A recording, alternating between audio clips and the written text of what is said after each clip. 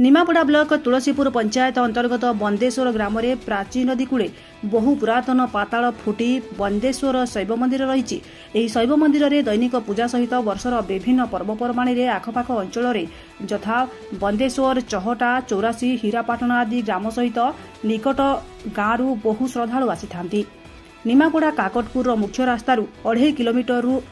ऊर्ध्व हेब बंदेश्वर रास्ता किंतु दुखर विषय एही मंदिर को संयुक्त करुथिबा मुख्य रास्ताटी अति शोचनीय खराब होइथिबारु स्थानीय 6टी ग्रामर श्रद्धालु मंदिर को जीवा आसिबा को अनिच्छा प्रकाश करिथांती। एहासह स्कूल पिला जीवा डेलीवरी रोगी को मेडिकल नेपा पई आसुथिबा एम्बुलेंस अधा बाटरे अटकी रही गाँ को न आसी परिबा सहित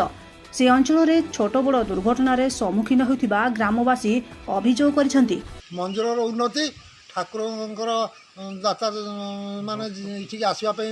बाट कम्युनिकेशन आ पिला छुआ मेडिकल बा स्कूल कॉलेज जावाई भारी असुविधा। आगामी दिन में आम मान रास्तार मंदिर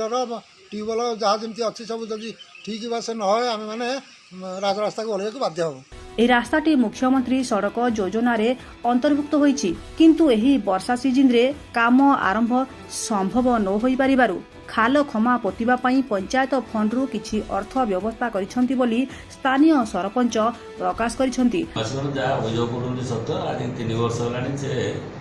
मुख्यमंत्री सड़क योजना नाबार्ड रे जाईछि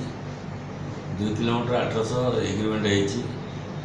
टेंडर हवा पे जीवा बेले मतलब टेंडर हो पारु नाही कहते से अंचल लोक से गाँव लोक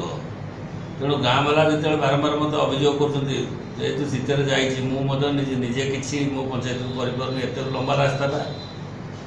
तेणु मुझे वर्ष से खालकबणा गुड़ा पोतियापी बालीमरम करने किसी पैसा